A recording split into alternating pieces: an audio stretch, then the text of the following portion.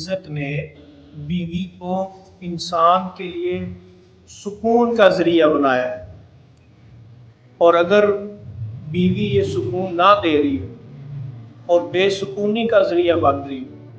تو انسان کی پوری زندگی اجیرن بن جاتی ہے۔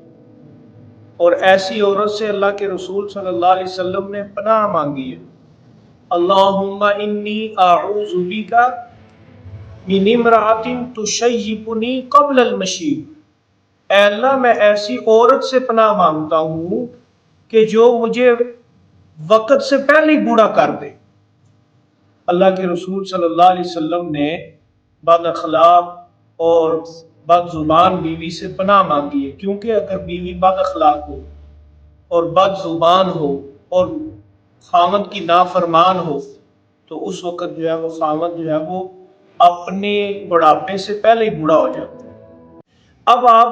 اگر یہ چاہتے ہیں کہ ہماری بیوی ہمارے اختیار میں رہے، ہمارے فرما بردار رہے، تابع دار رہے، تو حضرت اشرف علی تھانوی رحمۃ اللہ علیہ نے دو بڑی قیمتی باتیں بتائی ہیں۔ وہ کہتے ہیں کہ جو بندہ بھی ان دو باتوں کا اہتمام کرے گا تو جو شائستہ اور پڑھی لکھی سمجھدار بیوی ہے وہ کبھی بھی نافرمانی نہیں کرے گی۔ پہلی بات انہوں نے کہی کہ ہمیشہ مرد کو حاکم بن کے رہنا چاہیے، کبھی بھی مرد کو برابری اور یا غلامی کی طرح غلامی میں نہیں رہنا چاہیے، غلام بن کر نہیں رہنا چاہیے کہ مرد جو ہے وہ برابری کی سطح پر اس سے رہے اور یا اس کا غلام بن جائے۔ اگر یہ کام کرے گا تب بھی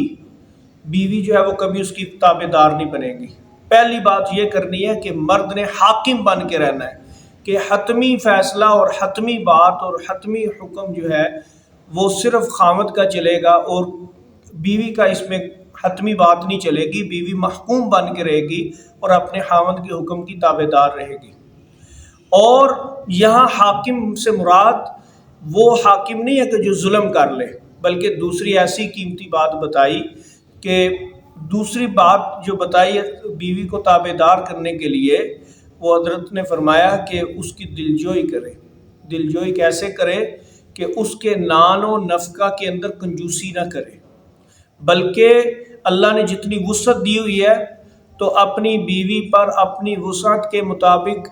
اس کے کھانے کے اندر، اس کے رہنے کے لیے